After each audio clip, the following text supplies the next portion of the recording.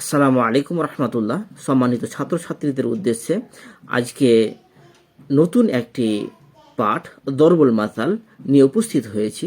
সেটি হলো গারসু ফা আকালনা ওয়া নাগরিস ফায়াকুলুন, অর্থাৎ তারা রোপণ করেছিল, আমরা ভক্ষণ করেছি, এবং আমরা রোপণ করছি, তারা ভক্ষণ করবে।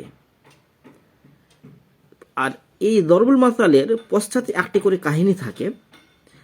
আর এই দরুল মাসালের পশ্চাতের কাহিনীটি হলো, একদিন পারস্য সম্রাট আনুশিরওয়া একদিন একটি ক্ষেতের পাশ দিয়ে যাচ্ছেন। আর সেখানে দেখছেন যে একটা এত বয়োবৃদ্ধ মানুষ, তারা কেনা জাহরুহু কালকাউসি, তার পিঠটা একেবারে ধনুকের মতো বাঁকা হয়েছিল। এরকম বয়সে সে একটা গাছ লাগাচ্ছে।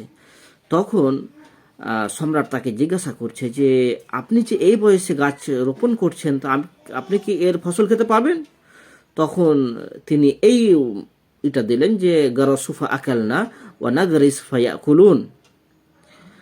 আর এই কথাটি সম্রাটের অত্যন্ত ভালো লেগেছে, ফলে সম্রাট তাকে কিছু অর্থ প্রদান করলো। তখন সেই বৃদ্ধ ব্যক্তি বলল যে আমি তো ভেবেছিলাম যে এই গাছের ফসল আমি খেতে পাবো না, কিন্তু এই গাছের মাধ্যমে আপনার কাছ থেকে তো ফসল পেয়ে গেলাম। দ্বিতীয়বার এই কথাটা সম্রাটকে আবার ভালো লাগে, সম্রাট তাকে আবার ফসল দেয়। তখন বলে যে আমি তো ভেবেছিলাম যে এই গাছ আমাকে বছরে একবার ফসল দিবে, কিন্তু দেখছি তো সে আমাকে দুইবার ফসল দিল। আর দ্বিতীয়বার এই কথাটা শোনার পরে সম্রাটের অত্যন্ত ভালো লাগে। আর সম্রাট তার সভাসদকে বলে যে তাকে আরও কিছু অর্থ প্রদান করো। তৃতীয়বার তাকে কিছু অর্থ প্রদান করলো। তখন সভাসদরা সম্রাটকে বলল যে চলুন চলুন, আপনার এখান থেকে আমরা চলে যাই, আমাদের অনেক কাজ আছে। যদি সম্রাট সেখানে আরও বেশিক্ষণ অবস্থান করত, তাহলে হয়তো সম্রাটের কাছ থেকে যত সম্পদ ছিল সেই ব্যক্তি তার কথার ফাঁদে সবই নিয়ে নিত। এই প্রবাদ বাক্যটি আমরা আমাদের বিভিন্ন সামাজিক কাজেও আমরা ব্যবহার করতে পারি।